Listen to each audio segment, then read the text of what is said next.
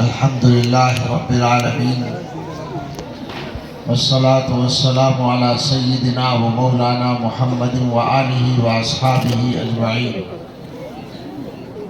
أما بعد فأعوذ بالله من الشيطان الرجيم. بسم الله الرحمن الرحيم. وما آتاكم الرسول فخذوه وما نهاكم عنه فانتهوا واتقوا الله إن الله شديد العقاب.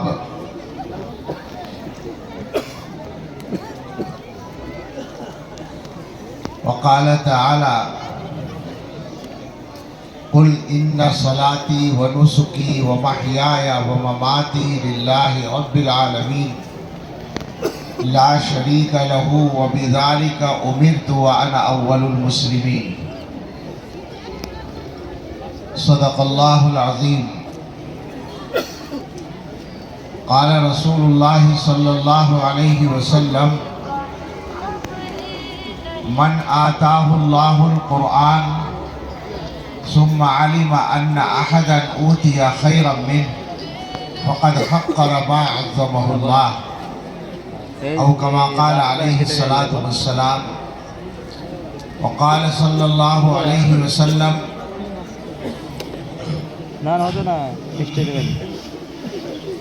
لا يؤمن أحدكم حتى يكون هواه تبعا لما جئت به. وقال صلى الله عليه وسلم: ذاق طعم الإيمان من رضي بالله ربا وبالإسلام دينا وبمحمد رسولا، أو كما قال عليه الصلاة والسلام. اللهم صل على سيدنا محمد وعلى آل سيدنا محمد وبارك وسلم. اللهم صل على سيدنا محمد وعلى آل سيدنا محمد وبارك وسلم. اللهم صل على سيدنا محمد وعلى آل سيدنا محمد وبارك وسلم.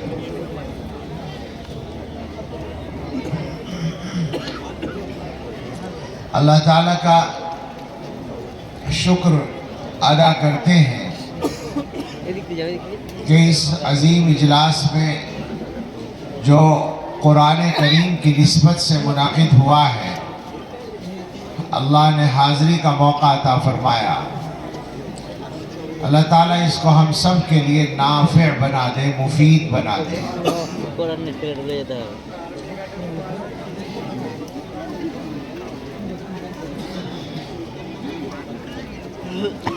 اس طرح کے موقع پر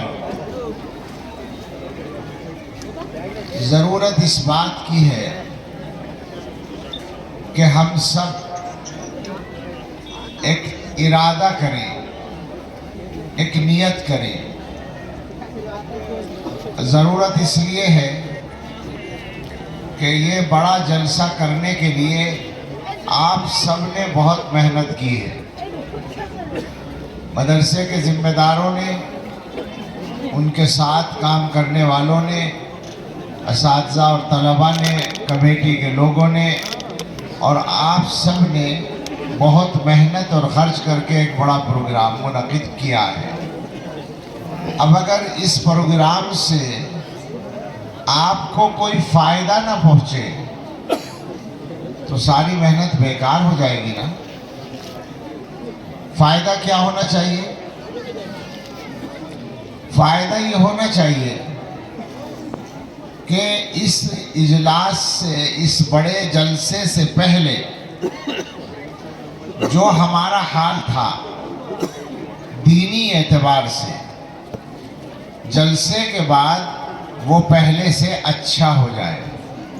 آپ سمجھ رہے ہیں نا میں جو کہہ رہا ہوں؟ اگر جلسہ ہونے سے پہلے ہماری زندگی میں نماز پابندی سے نہیں تھی تو اب نماز کی پابندی آ جائے.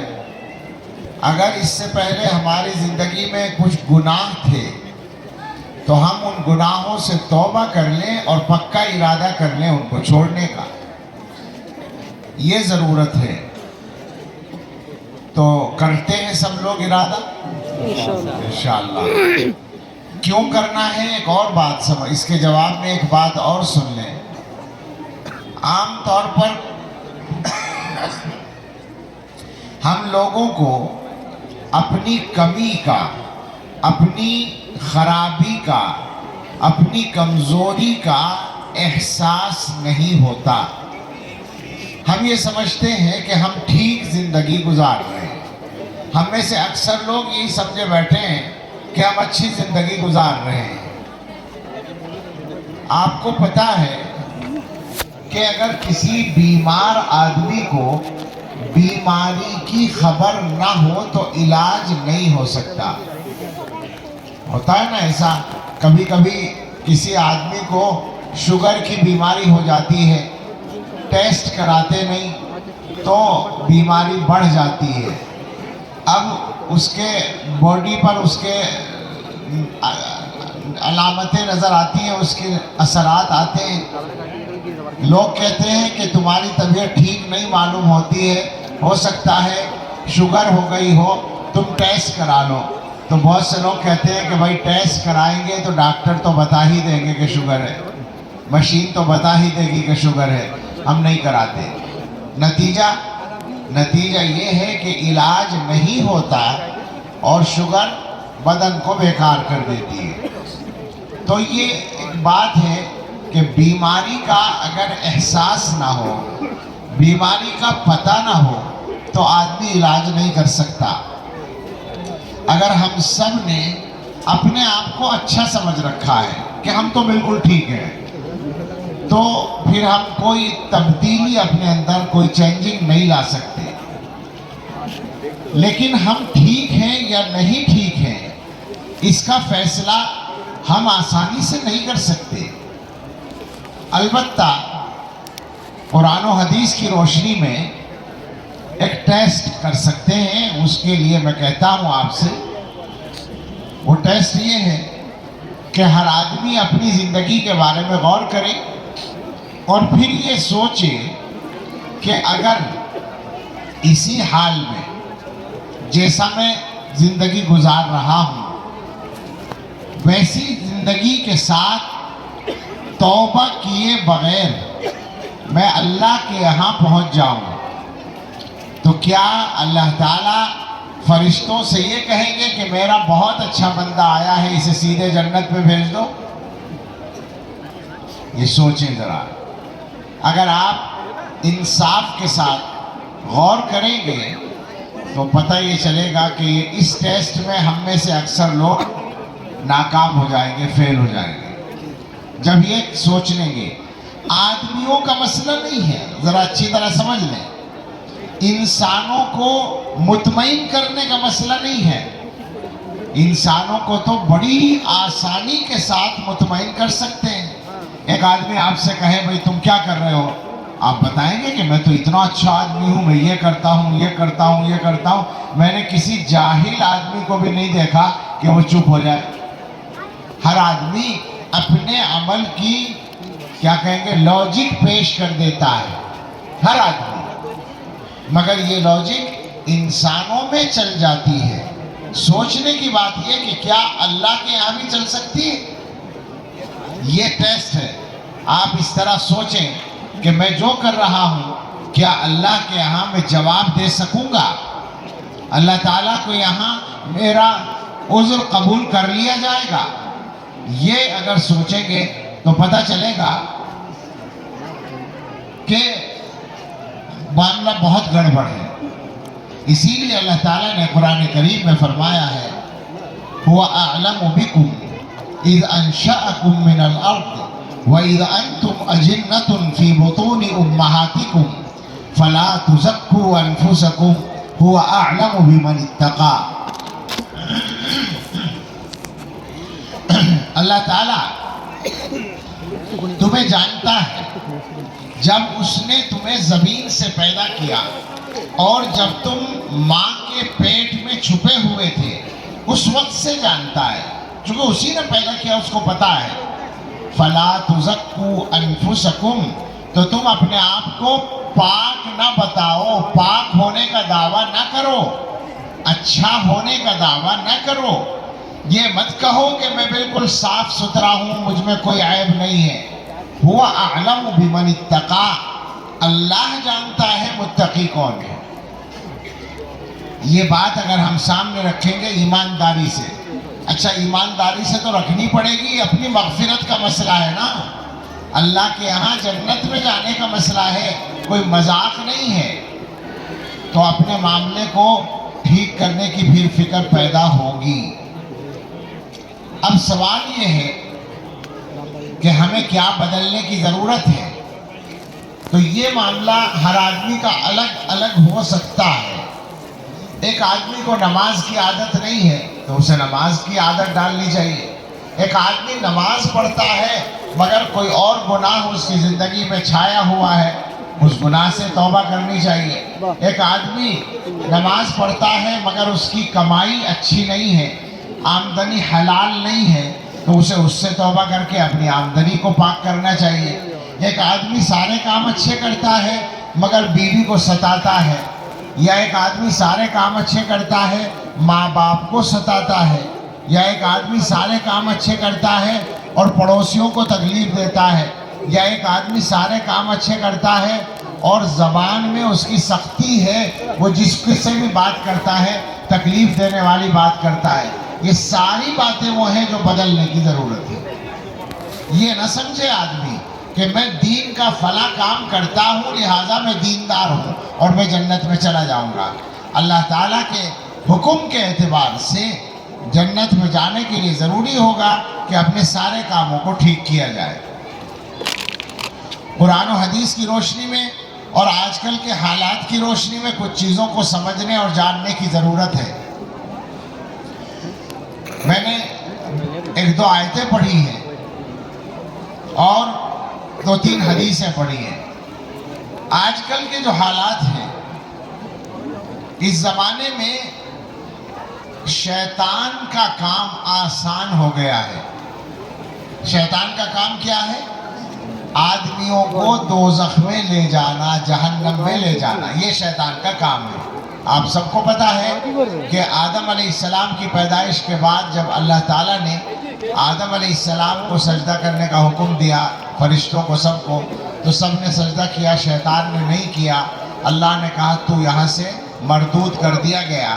تو اس وقت میں اس نے اللہ سے قیامت تک زندہ رہنے کی دعا مانگی، اللہ سے درخواست کی کہ مجھے قیامت تک زندہ رکھا جائے۔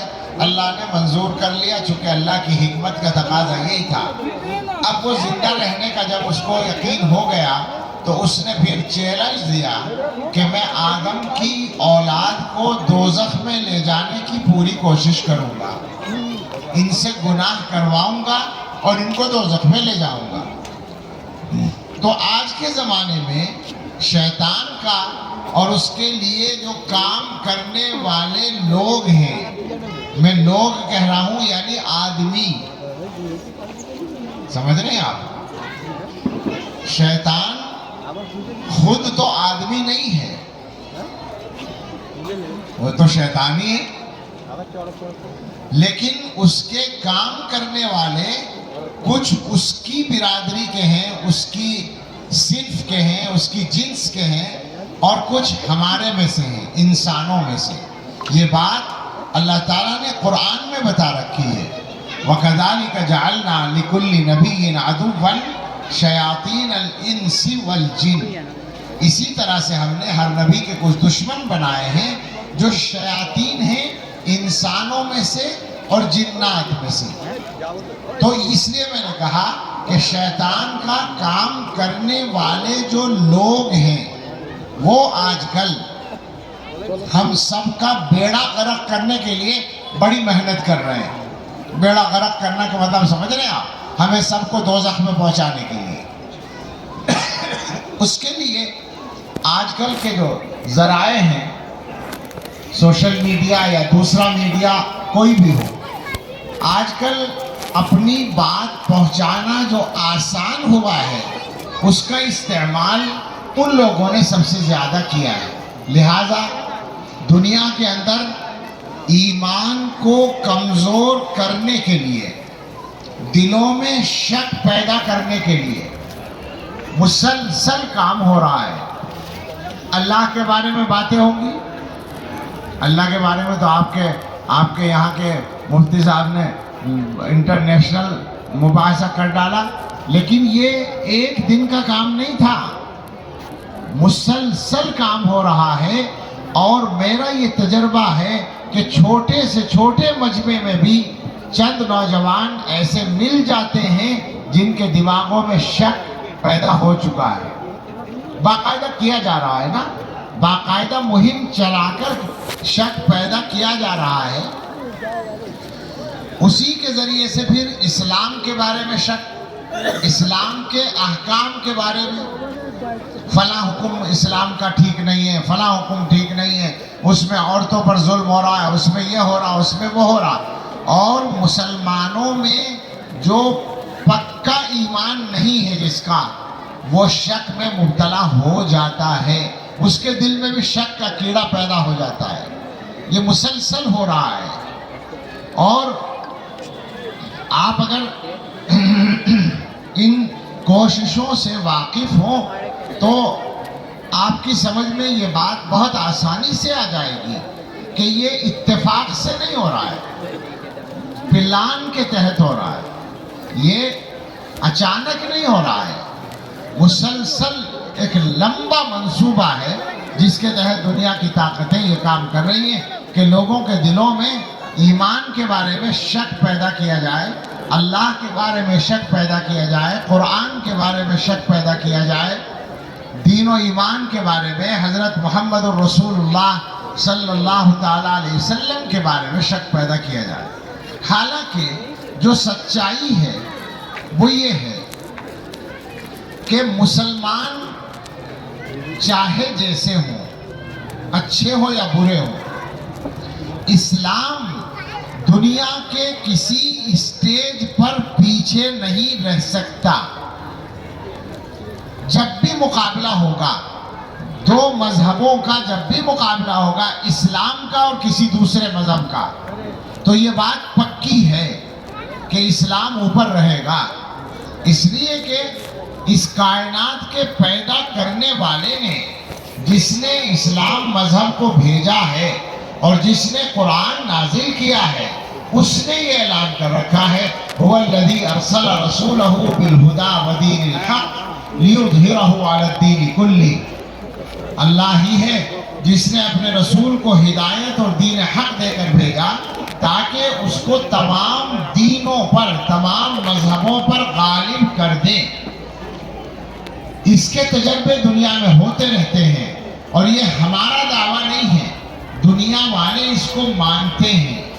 ابھی مولانا مفتی ممتاز صاحب، ہمارے شیخ المشائخ حضرت مولانا پیر ذوالفقار احمد صاحب نقشبندی نور اللہ مرقدہ کا مختصر سا ذکر کر رہے تھے. حضرت کا اپنا ذاتی واقعہ ہے. ایک زمانے میں وہ امریکہ میں تھے، چند سال رہے. وہاں پر انٹرفیتھ کونسل کے نام سے کونسل تھی، تنظیم تھی، جس میں مختلف مذہبوں کے لوگ ہر مہینے بیٹھتے تھے اور میٹنگ کرتے تھے، اور ہر آدمی اپنے اپنے مذہب کی بات پیش کرتا تھا. کچھ لوگ ایک مرتبہ ہمارے حضرت کو وہاں لے گئے کہ آپ چلیں تو اسلام کی اچھی ترجمانی ہو جائے گی. وہاں پہنچے تو پہلی مرتبہ تو حضرت نے بحث میں حصہ نہیں لیا، بلکہ اس کے نظام کو سمجھا. نظام یہ تھا کہ ہر مہینے، ہر میٹنگ میں اگلے مہینے کی میٹنگ کا ایجنڈا طے ہوتا تھا.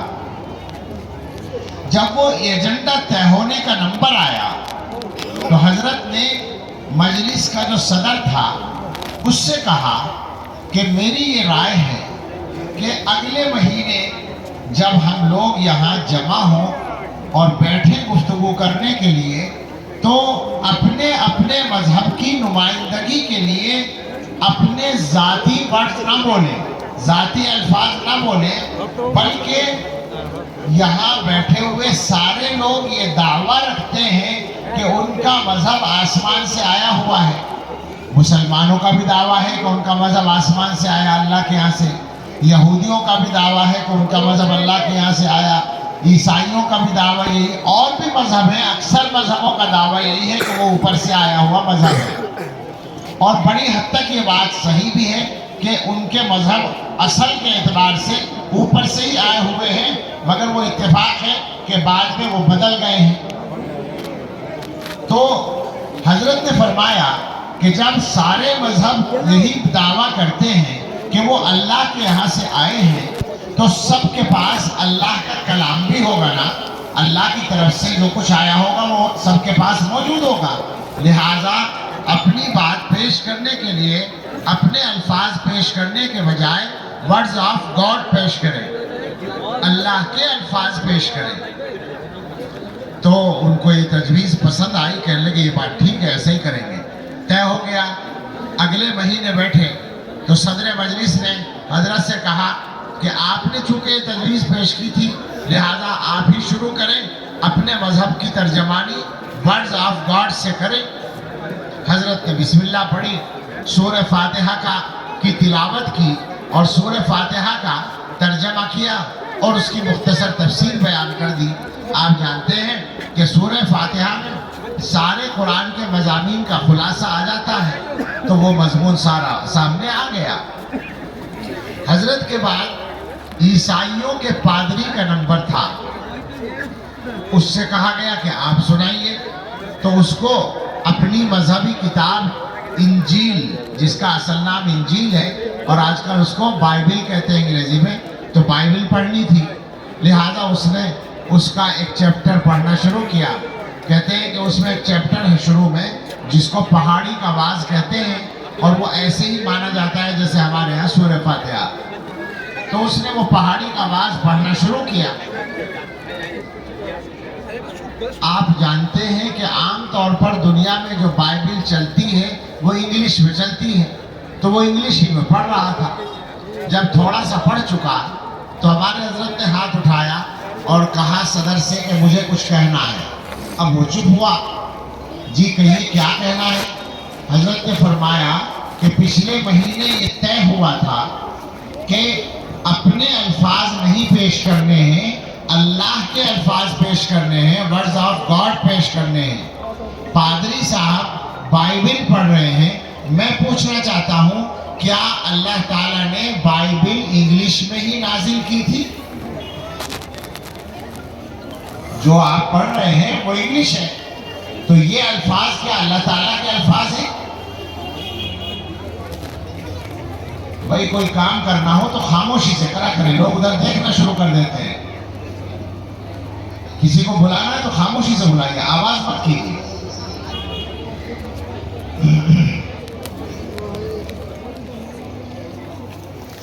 اور یہ ہم سب کا مزاج ہی ہے کہ اسٹیج پر کچھ بھی ہوگا تو سب اسی کو دیکھنا شروع کر دیں گے، اسی لیے میں کسی کو کھڑا ہونے سے نہیں دیتا، روکتا ہوں کہ بیٹھ جاؤ۔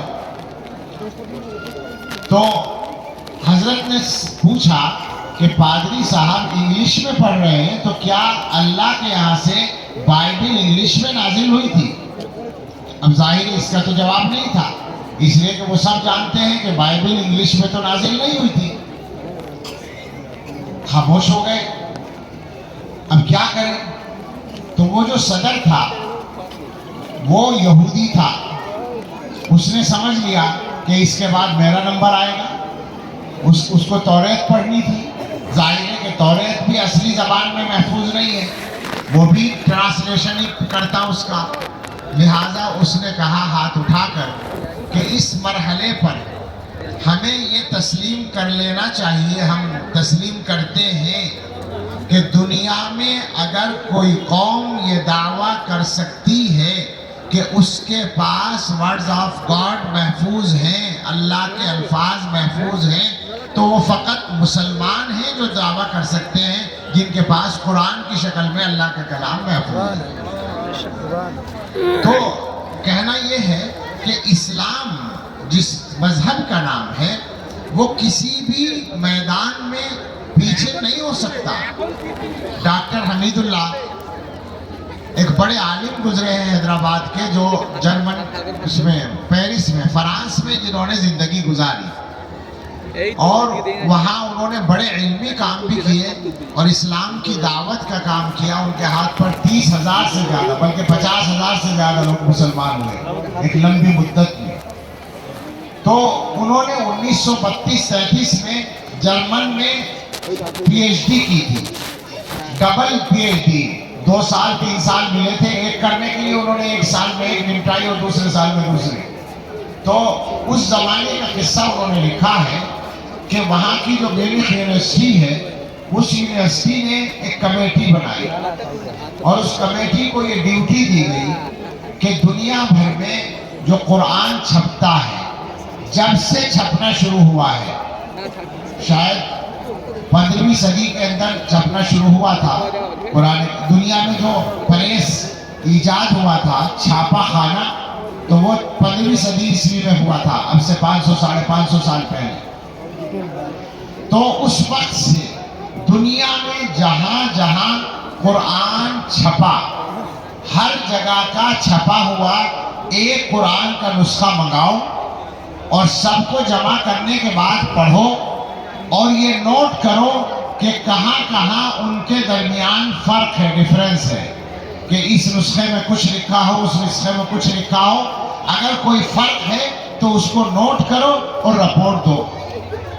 دنیا بھر سے 400-500 سال میں قرآن کتنی جگہ سے چھپا ہوگا، ہر جگہ کا ایک ایک نسخہ جہاں تک ممکن ہوا حاصل کیا گیا، 15-20 ہزار نسخے غالباً جمع ہو گئے، سالوں لگ گئے، 1 سال 2 سال۔ اس کمیٹی میں بہت سارے آدمی تھے، سب پڑھ پڑھ کر دیکھتے رہے، اور وہ کمیٹی ظاہر عیسائیوں ہی کی تھی، انہی نے بنائی تھی۔ اس کمیٹی نے یہ رپورٹ دی کہ 400-500 سال کی لمبی مدت میں دنیا کے الگ الگ ملکوں سے چھپنے والے قرآن کے نسخوں میں ایک جگہ بھی کوئی فرق نہیں ہے، جو ایک جگہ ایک میں لکھا ہے سب میں وہی لکھا ہوا۔ اس کے بعد اس کمیٹی کو ایک ڈیوٹی اور دے دی گئی، بائبل کے نسخے تلاش کرو، انجیل جو دنیا بھر میں چھپی ہے اس کو جمع کرو اور اس کے بارے میں رپورٹ دو۔ تو ماشاءاللہ رپورٹ یہ آئی کہ انجیل جو دنیا بھر میں چھپی ہے اس کے نسخوں میں تقریباً 2 لاکھ فرق ہے، 2 لاکھ۔ تو جادو وہ جو سر چڑھ کے بولے، اللہ کا کلمہ، اللہ کا کلام، اللہ کا دین ہمیشہ اوپر ہے۔ مصیبت یہ ہے کہ دنیا والے اپنے ذرائع استعمال کر کے، پروپیگنڈا کر کے، محنت کر کے ہم مسلمانوں تک کو شک میں مبتلا کرنے میں کامیاب ہو جاتے ہیں۔ یہ ان کی کامیابی ہے، ہماری ناکامی ہے، ہمارے مذہب کی ناکامی نہیں ہے، قرآن کی ناکامی نہیں ہے، یہ ہماری ناکامی ہے۔ اپنی جہالت کی وجہ سے، اپنی بے دینی کی وجہ سے ہم اس کا شکار ہوتے ہیں۔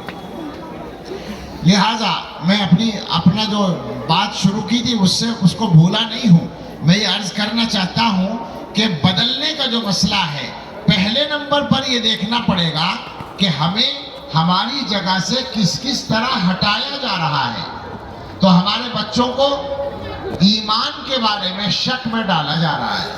اللہ کے رسول صلی اللہ تعالیٰ علیہ وسلم کی جو حدیث میں نے پڑھی، اس میں ارشاد ہے کہ ذاق طعم الایمان من رضی باللہ ربا وبالاسلام دینا وبمحمد رسولا۔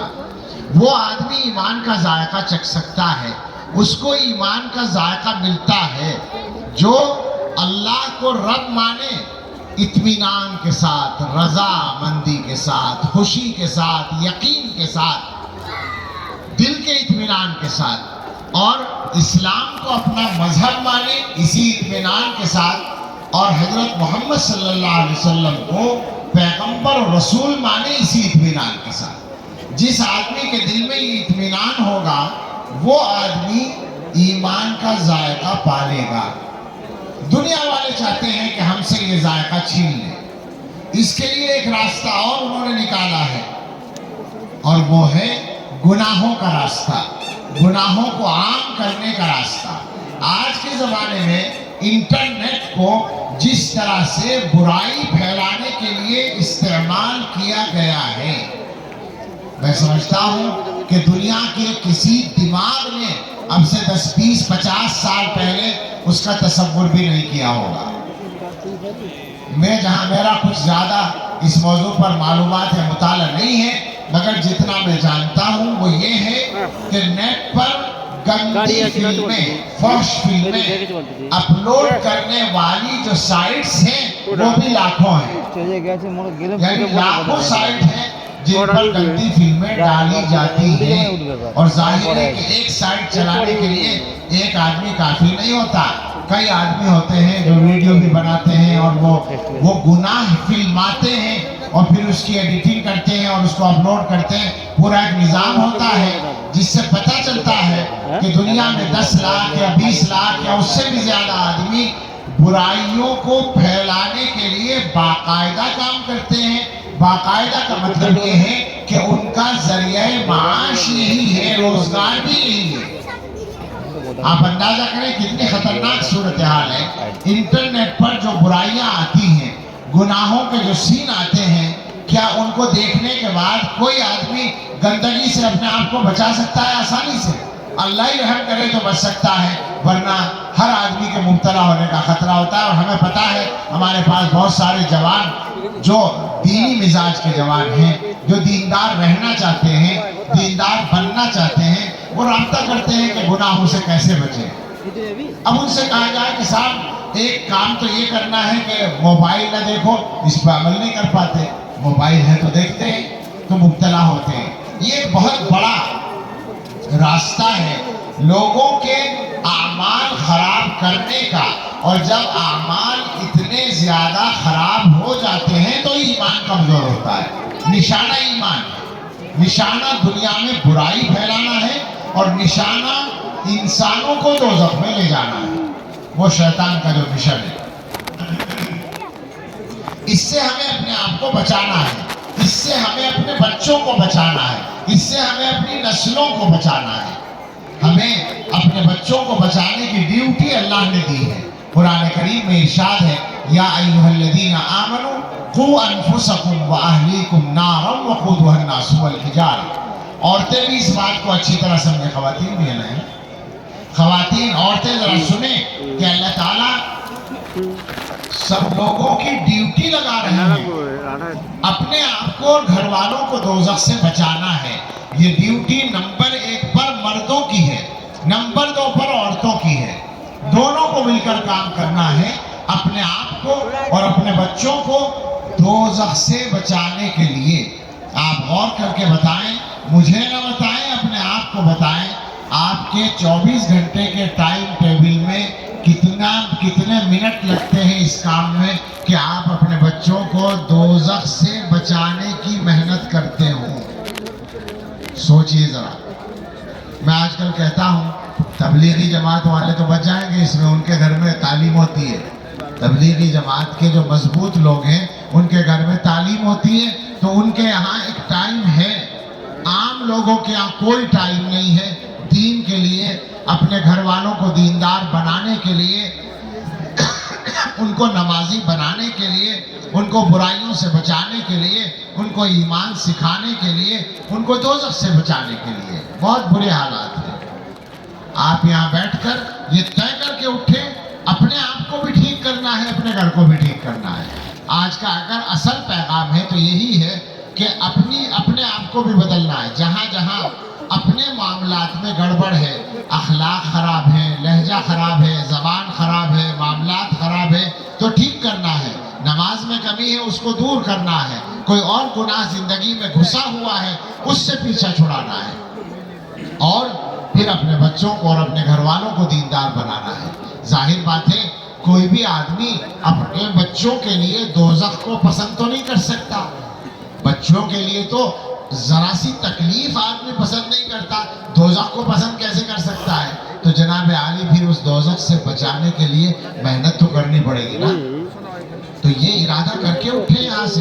اس جلسے کا اصل پیغام یہی ہے کہ ہمیں اپنے آپ کو اور اپنے گھروں کو پہلے سے اچھا بنانا اور جنت میں جانے کے لائق بنانا ہے انشاءاللہ۔ اب یہ باتیں جو ہیں سن کر ہر آدمی مانتا ہے کہ ہاں بالکل صحیح بات ہے، لیکن ایک تقریر سے یہ کام نہیں بنتا، ایک دفعہ بے شک کہنے سے کام نہیں بنتا۔ ان چیزوں کے لیے محنت کرنے کی ضرورت ہوتی ہے۔ اپنے یقین کو بڑھانے کی ضرورت ہوتی ہے. جیسے میں نے ابھی کہا کہ رسول اللہ صلی اللہ تعالیٰ علیہ وسلم فرماتے ہیں کہ وہ آدمی ایمان کا ذائقہ چکھ لیتا ہے جو اللہ کو رب مانے، اسلام کو اپنا مذہب مانے اور محمد صلی اللہ علیہ وسلم کو رسول مانے، اطمینان کے ساتھ، دل کے یقین کے ساتھ. یہ جو دل کا یقین ہے یہ اس درجے کا ہونا چاہیے کہ کوئی شیطان اس یقین کو توڑنے میں کامیاب نہ ہو. میں مثال سے سمجھاتا ہوں.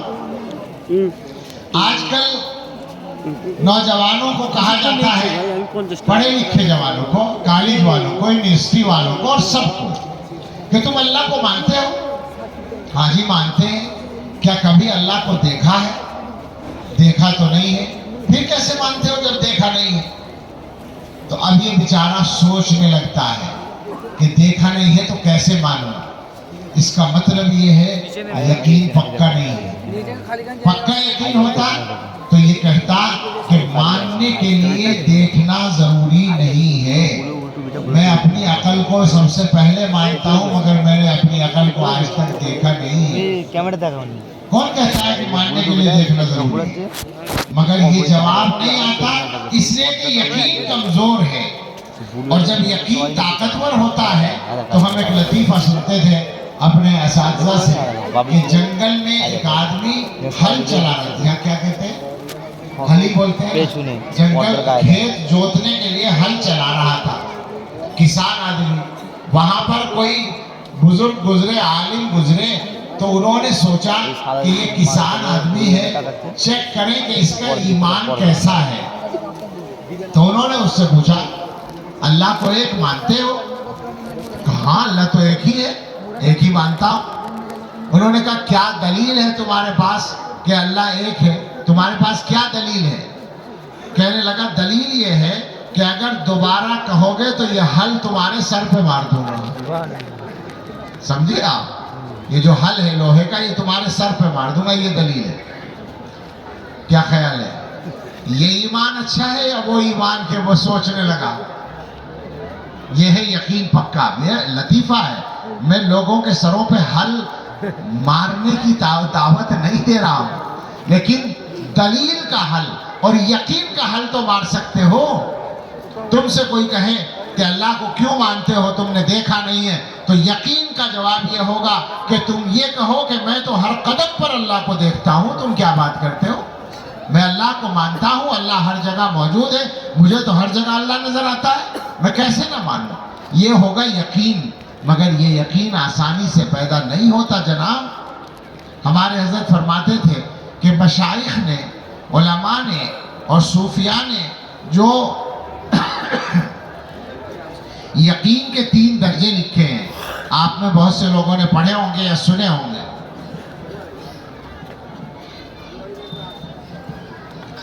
ایک درجہ تو ہے جاننے کا، علم الیقین اس کو کہتے ہیں. دوسرا درجہ ہے دیکھنے کا، عین الیقین، آنکھوں سے دیکھ لیا. اور تیسرا درجہ ہے بالکل پرتنے کا اور تجربہ کرنے کا، اس کو حق الیقین کہتے ہیں. یہ الفاظ قرآن کریم میں استعمال ہوئے ہیں، وہیں سے مشائخ نے لیے ہیں.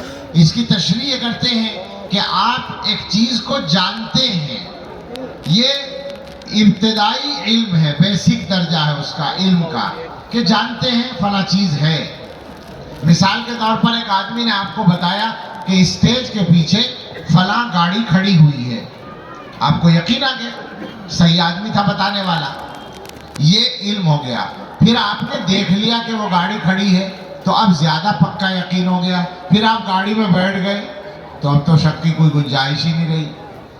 لیکن آپ غور کریں، یہ مختلف مثالیں ہیں، روزانہ ایک مثال پتہ نہیں کیوں بدل رہی ہے یا اللہ کی طرف سے مل رہی ہے، کہیں کل کہیں اور مثال. حضرت ایک اور مثال دیتے تھے کہ آپ نے اپنے گھر والوں سے کہا بھائی چائے چاہیے، وہ چائے لینے کے لیے چلے گئے.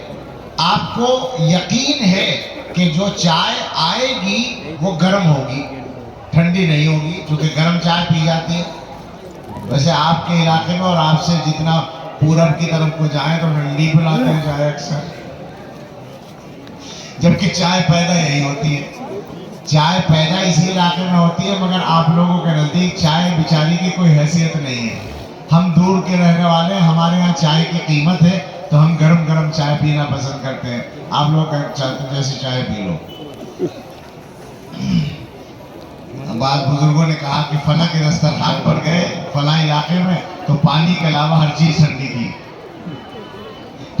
پانی ٹھنڈا نہیں تھا، باقی ہر چیز ٹھنڈی تھی. تو چائے گرم عام طور سے پی جاتی ہے. بعض علاقوں میں جیسے کولڈ کافی ہوتی ہے تو کولڈ ٹی بھی پی جاتی ہے. اور ملیشیا میں ہم گئے ایک ہوٹل میں چائے پینے تو ایک کپ میں چائے اور ایک کپ میں برف کے ٹکڑے ہمارے سامنے رکھے. ہم نے کہا بھائی یہ کس لیے؟ کہنے لگے چائے میں ڈالنے کے لیے. تو برف ڈال کے چائے پیتے ہیں، ایسا بھی ہوتا ہے، لیکن عام طور پر نہیں. عام طور پہ گرم چائے پی جاتی ہے.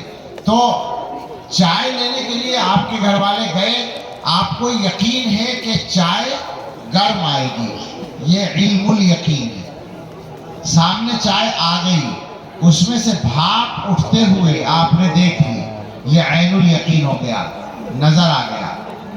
چائے ہونٹوں سے لگائی تو ہونٹوں کو گرمی کا پتہ چل گیا، یہ حق الیقین ہو گیا. حضرت فرماتے تھے کہ دین کے معاملات میں نیچے والے درجے سے اوپر آنے کی محنت کرنا بہت ضروری ہے، اس لیے کہ یہ جو دوسروں کا شکار ہوتے ہیں وہ علم الیقین والے ہوتے ہیں، وہ جو نیچے والے ہیں. میں اس لیے بتاؤں کہ آپ سے کسی نے کہا گاڑی باہر کھڑی ہے، آپ کو یقین آ گیا. تھوڑی دیر میں دوسرے آدمی نے آ کر کہا کہ نہیں وہ گاڑی نہیں ہے، وہ غلط سمجھے تھے، تو کیا کریں گے آپ؟ جو پہلے یقین تھا وہ بدل جائے گا یا نہیں؟ اب آپ سمجھیں گے کہ یہ صحیح کہہ رہا ہے. یہ ہے وہ بات، علم الیقین آسانی سے بدل جاتا ہے.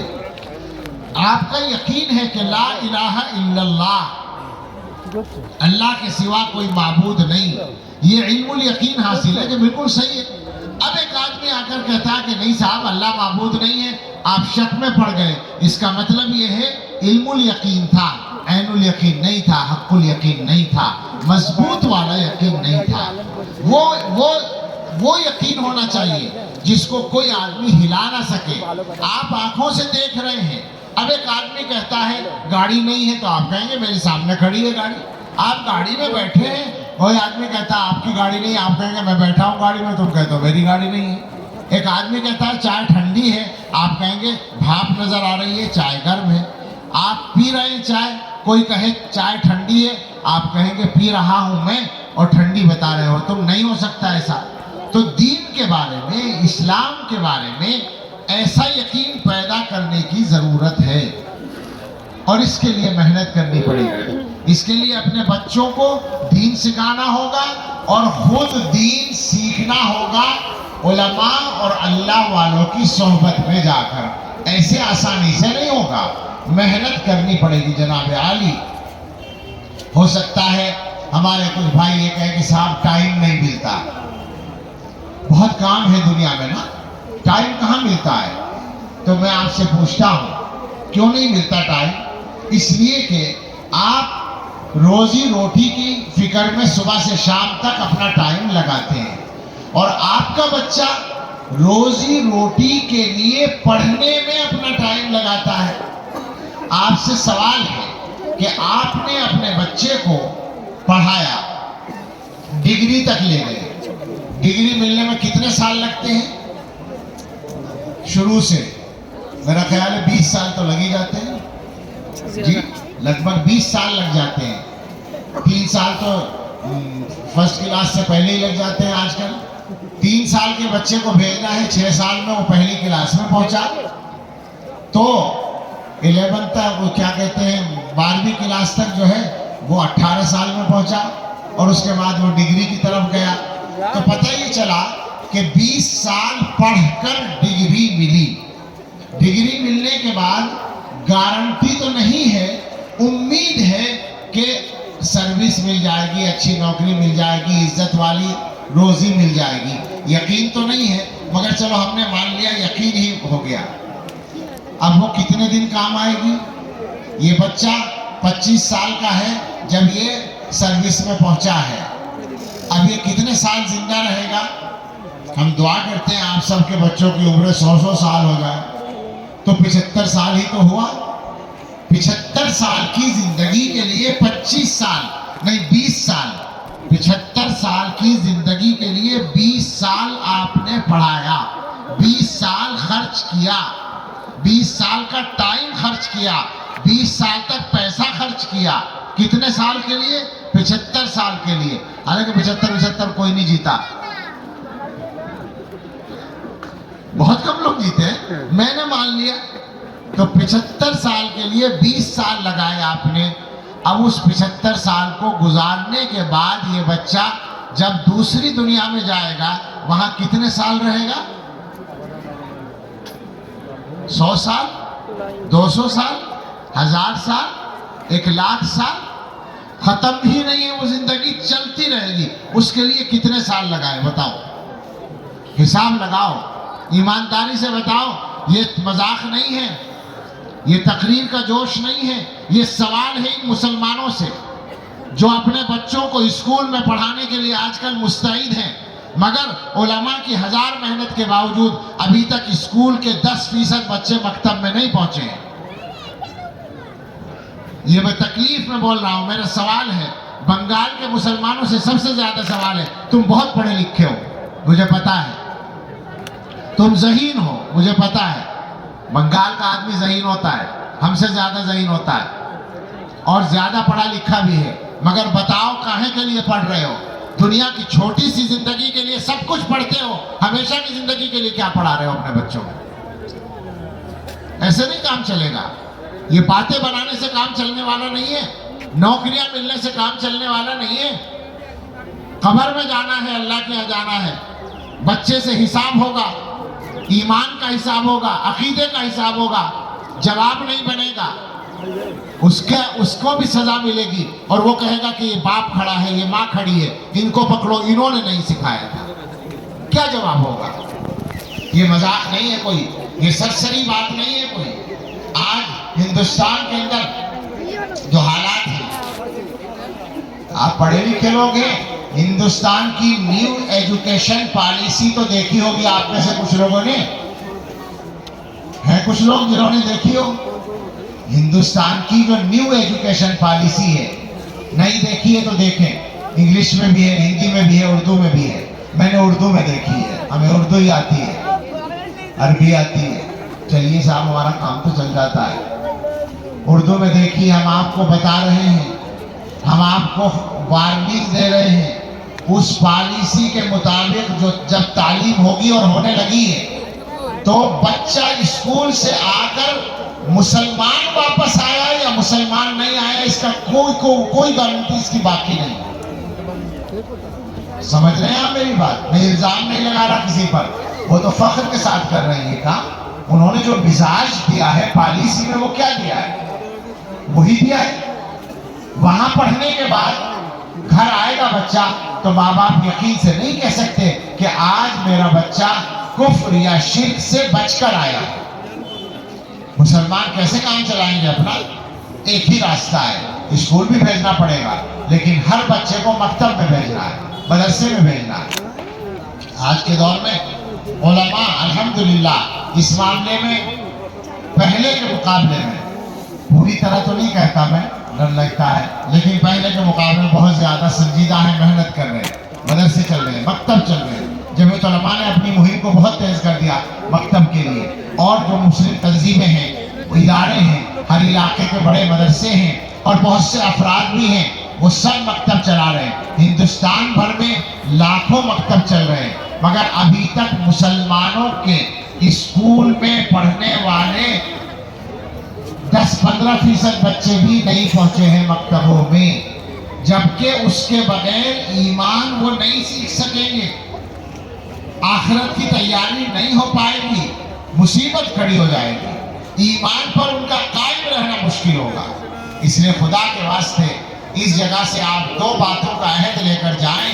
ایک تو یہ کہ اپنے بچوں کے ایمان کو بچانے کے لیے سنجیدہ محنت کرنی ہے، اور اس کا راستہ ہمارے پاس موجود ہے۔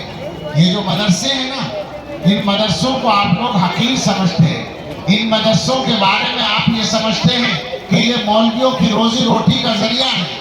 آپ سے میں پوچھتا ہوں, یہ مدرسوں والے اگر مدرسہ چھوڑ کر کاروبار کریں تو کیا مدرسے کی تنخواہ سے زیادہ کمائی نہیں ہوگی؟